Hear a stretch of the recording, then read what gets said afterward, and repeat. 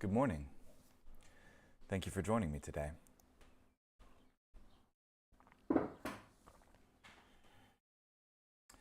This morning we will be in Genesis chapter 20, verse 1 through chapter 22, verse 24.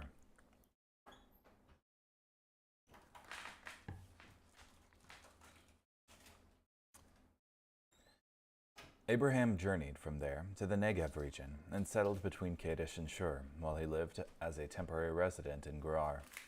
Abraham said about his wife, Sarah, "She is my sister." So Abimelech, king of Gerar, sent for Sarah and took her. But God appeared to Abimelech in a dream at night and said to him, "You are as good as dead because of the woman you have taken, for she is someone else's wife." Now Abimelech had not gone near her. He said, "Lord, would you really slaughter an innocent nation? Did Abraham not say to me, 'She is my sister,' and she herself said, 'He is my brother'? I have done this with a clear conscience and with innocent hands." Then in the dream God replied to him, "Yes, I know that you have done this with a clear conscience. That is why I have kept you from sinning against me and why I did not allow you to touch her. But now give back the man's wife. Indeed, he is a prophet, and he will pray for you. Thus you will live. But if you don't give her back, know that you will surely die along with all who belong to you." Early in the morning, Abimelech summoned all his servants. When he told them about all these things, they were terrified. Abimelech summoned Abraham and said to him, "What have you done to us? What sin did I commit against you that would cause you to bring such great guilt on me and my kingdom? You have done things to me that should not be done." Then Abimelech asked Abraham, "What prompted you to do this thing?" Abraham replied, "Because I thought, surely no one fears God in this place. They will kill me because of my wife. What's more, she is indeed my sister, my father's daughter, but not my mother's daughter. She became my wife. When God made me wander from my father's house, I told her, 'This is what you can do to show your loyalty to me. Every place we go, say about me, he is my brother.' So Abimelech gave sheep, cattle, and male and female servants to Abraham. He also gave his wife Sarah back to him. Then Abimelech said, 'Look, my land is before you. Live wherever you please.' To Sarah he said, 'Look, I have given 1,000 pieces of silver to your brother. This is the compensation for you, so that you will stand vindicated before all who are with you.' Abraham prayed to God, and God healed Abimelech, as well as his wife and female slaves, so that they were able to have children. For the Lord had caused infertility to strike every woman in the household of Abimelech, because he took Sarah, Abraham's wife. The Lord visited Sarah, just as he had said he would, and did for Sarah what he had promised. So Sarah became pregnant and bore Abraham a son in his old age, at the appointed time that God had told him. Abraham named his son, whom Sarah had bore to him, Isaac. When his son Isaac was 8 days old, Abraham circumcised him, just as God had commanded him to do. Now Abraham was 100 years old, when his son Isaac was born to him. Sarah said, "God has made me laugh. Everyone who hears about this will laugh with me." She went on to say, "Who would have said to Abraham that Sarah would nurse children? Yet I have given birth to a son for him in his old age." The child grew and was weaned. Abraham prepared a great feast on the day that Isaac was weaned. But Sarah noticed the son of Hagar the Egyptian, the son whom Hagar had borne to Abraham, mocking. So she said to Abraham, "Banish that slave woman and her son, for the son of that slave woman will not be an heir along with my son Isaac." Sarah's demand displeased Abraham greatly, because Ishmael was his son. But God said to Abraham, "Do not be upset about this boy or your slave wife. Do all that Sarah is telling you, because through Isaac your descendants will be counted. But I will also make the son of the slave wife into a great nation, for he is your descendant too." Early in the morning, Abraham took some food and a skin of water and gave them to Hagar. He put them on her shoulders, gave her the child, and sent her away. So she went wandering aimlessly through the wilderness of Beersheba. When the water in the skin was gone, she shoved the child under one of the shrubs. Then she went and sat down by herself across from him, at quite a distance, about a bowshot away, for she thought, "I refuse to watch the child die." So she sat across from him and wept uncontrollably. But God heard the boy's voice. The angel of God called to Hagar from heaven and asked her, "What is the matter, Hagar? Don't be afraid, for God has heard the boy's voice right where he is crying. Get up, help the boy up, and hold him by the hand, for I will make him into a great nation." Then God enabled Hagar to see a well of water. She went over and filled the skin with water, and then gave the boy a drink. God was with the boy as he grew. He lived in the wilderness and became an archer. He lived in the wilderness of Paran. His mother found a wife for him from the land of Egypt. At that time, Abimelech and Phicol, the commander of his army, said to Abraham, God is with you in all that you do. Now swear to me right here, in God's name, that you will not deceive me, my children, or my descendants. Show me in the land where you are staying the same loyalty that I have shown you. Abraham said, I swear to do this. But Abraham lodged a complaint against Abimelech concerning a well that Abimelech's servants had seized. I do not know who has done this thing, Abimelech replied.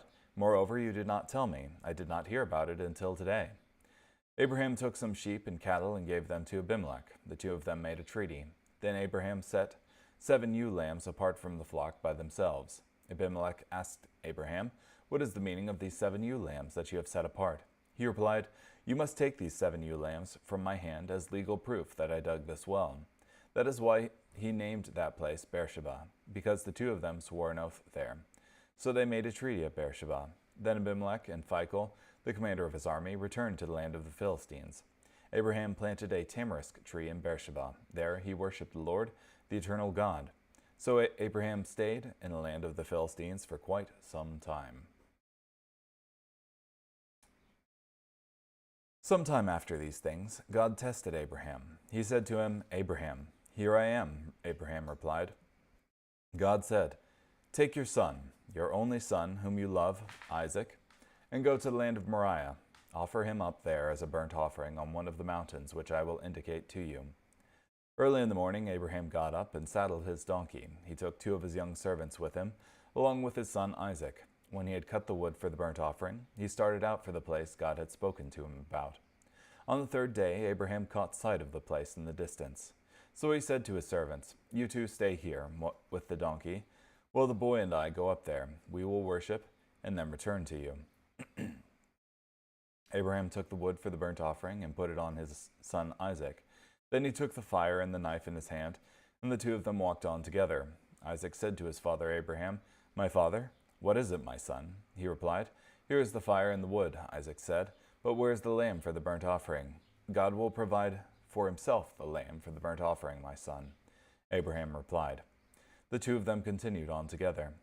When they came to the place God had told him about, Abraham built the altar there and arranged the wood on it. Next, he tied up his son Isaac and placed him on the altar on top of the wood. Then Abraham reached out his hand, took the knife, and prepared to slaughter his son. But the Lord's angel called to him from heaven, Abraham, Abraham. Here I am, he answered. Do not harm the boy, the angel said. Do not do anything to him, for now I know that you fear God, because you did not withhold your son, your only son, from me. Abraham looked up and saw behind him a ram caught in the bushes by its horns. So he went over and got the ram and offered it up as a burnt offering instead of his son. And Abraham called the name of that place, The Lord Provides. It is said to this day, In the mountain of the Lord, provision will be made. The Lord's angel called to Abraham a second time from heaven and said, I solemnly swear by my own name, declares the Lord, that because you have done this and have not withheld your son, your only son, I will indeed bless you, and I will greatly multiply your descendants, so that they will be as countless as the stars in the sky, or the grains of sand on the seashore. Your descendants will take possession of the strongholds of their enemies. Because you have obeyed me, all the nations of the earth will pronounce blessings on one another using the name of your descendants. Then Abraham returned to his servants, and they set out together for Beersheba, where Abraham stayed. After these things, Abraham was told, Milcah also has borne children to your brother Nahor, Uz, the firstborn, his brother Buz, Kemuel, the father of Aram, Kesed, Hazo, Pildash, Jidlaph, and Bethuel. Now Bethuel became the father of Rebekah. These were the 8 sons Milcah bore to Abraham's brother Nahor. His concubine, whose name was Rumah, also bore him children, Teba, Gaham, Tanash, and Makkah.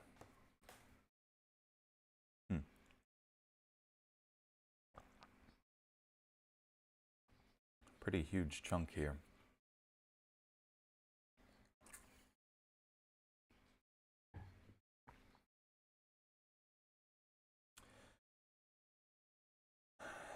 Yeah, so you have Abraham traveling from his own land again, and going to the Negev region in chapter 20. And while he's there, he tells the people of the land that his wife, Sarah, is actually his sister. This is immediately after the events of Sodom and Gomorrah, where you have Abraham hosting those 3 strangers, and who are the Lord, and then the destruction of Sodom and Gomorrah subsequently. But prior to that, you had him doing the same thing in Egypt, essentially, of saying that his wife was actually his sister. So,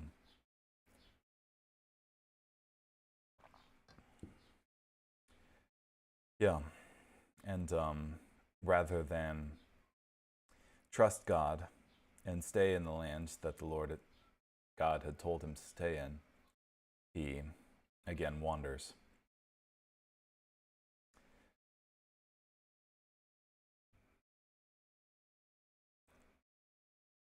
Yeah, this seems incredibly dangerous too. And messing with the promise of God of this time next year, your wife Sarah will have a son and you'll name him Isaac.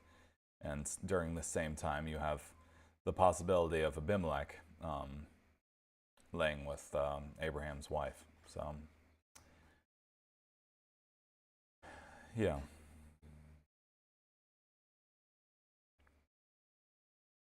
I think it's also this Genesis 20 kind of highlights the importance of reading the whole passage as well, because you get a better understanding of what's going on here. Because at the start, it just looks similar to the account of Pharaoh, where Abraham lies. The leader takes Sarah, and then God tells them not to have Sarah, but to return Sarah to Abraham. But you can see later on that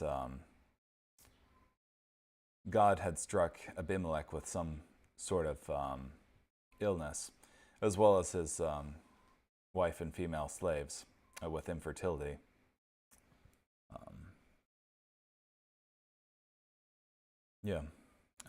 So there's just additional context points that are provided later on in the passage.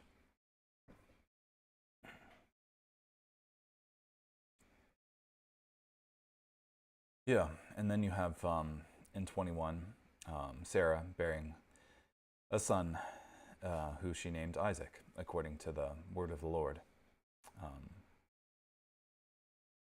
And then Sarah dismisses Hagar because of the mocking that the son whom Hagar had born, that is Ishmael, was doing to Isaac, essentially.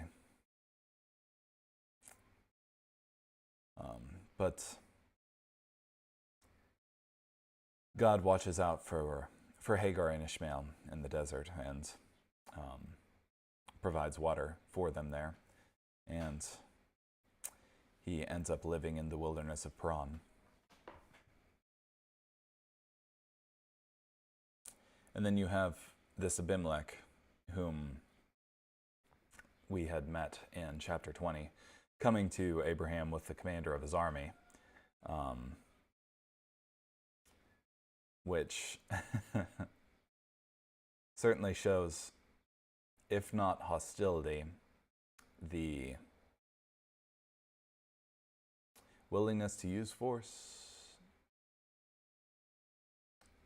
postures the position of strength, essentially, and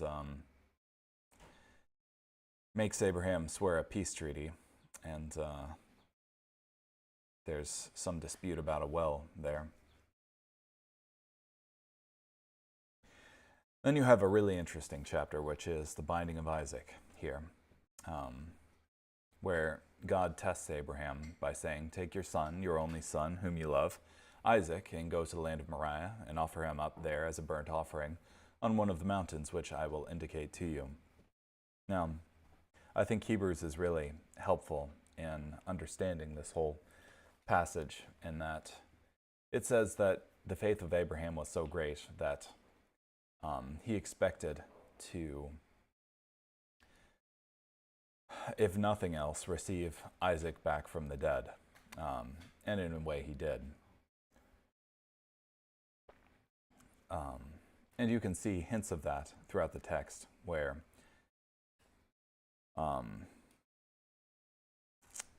Abraham says essentially to his servants in 22:5, "You two stay here with the donkey while the boy and I go up there.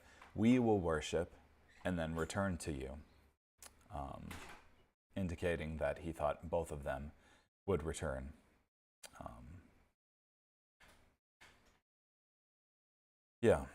And Abraham had good reason to believe that Isaac would return alive from this ordeal, in that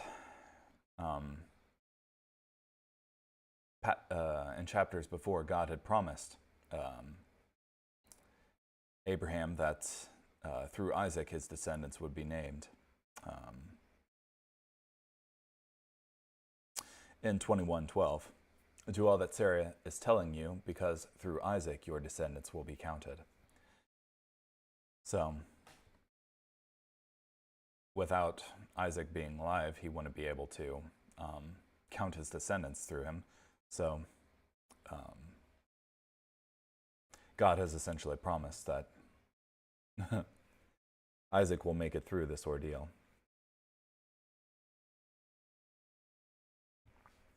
Yeah, and I think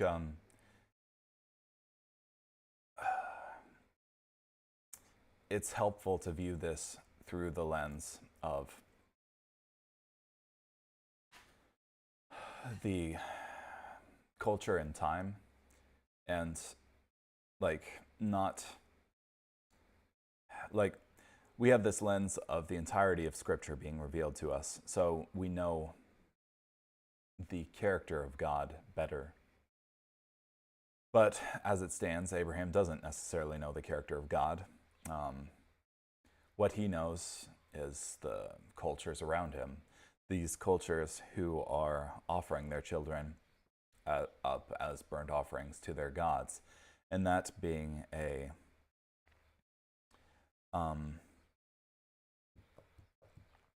showing of the seriousness of their faith and adoration of their deity.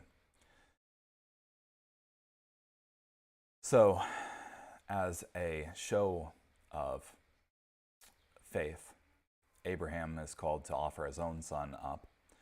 But contrary to these other nations, the Lord makes it very clear that he did not want human sacrifice, this child sacrificed to him,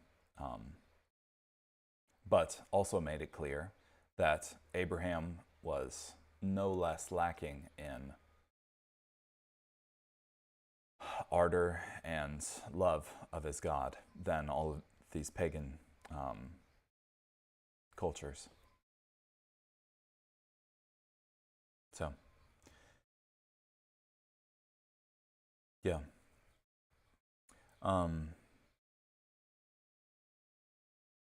It's also interesting, too, here you have the Lord's angel calling to Abraham, and saying things that are in the first person as God here, which tends to make me think that this is Jesus who is speaking here, because there are things which a messenger can do, like if this were a messenger, and not God himself, then there are things that a messenger can do appropriately, and there are things that are not appropriate for a messenger to do. as the representative of the one whom he has sent. For example, I can have someone represent me legally and have me enter into a binding contract. But if they're, for instance, if that same person was to get into an accident, they couldn't then blame that accident on me, like a car accident type thing.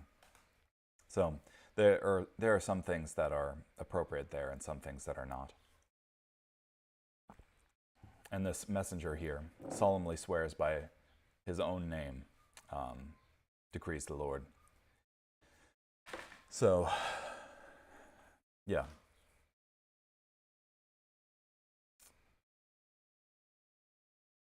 Let me see here. Anything more from Guzik?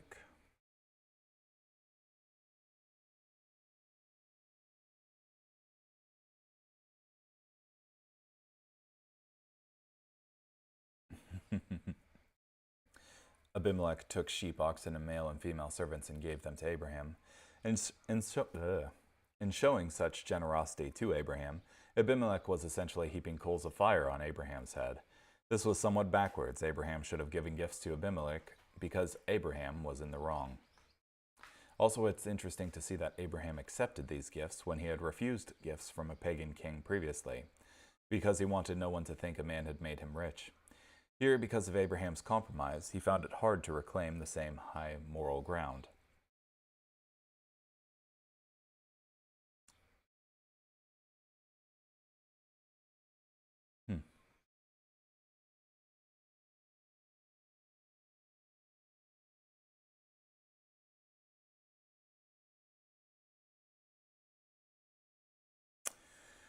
And Sarah saw the son of Hagar scoffing. This conflict between the two sons was almost inevitable, even though they were approximately 13 years apart in age. Abraham found it hard to agree with Sarah's complaint when he did not want to reject his son through Hagar, Ishmael.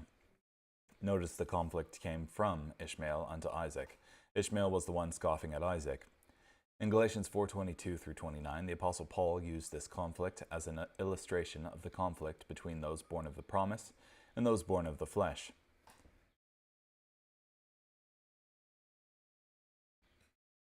In Galatians 4, the Jewish legalists who troubled the Galatians protested they were children of Abraham and thus blessed. Paul admitted they were children of Abraham, but they were like Ishmael, not Isaac. The legalists claimed Abraham as their father.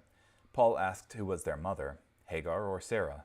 Ishmael was born of a slave and born according to the flesh. Isaac was born of a free woman and born according to promise. Even so, the legalists promote a relationship with God based in bondage and according to the flesh. The true gospel of grace offers liberty in Jesus Christ and is a promise received by faith.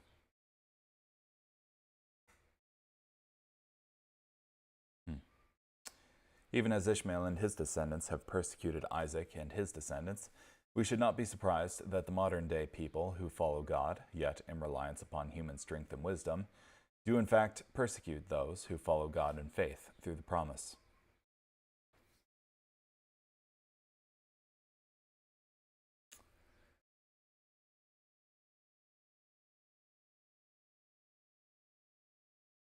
Yeah, suppose I'll end it there. Anyhow, thank you so much for joining me today. Hope you have a great day. Bye.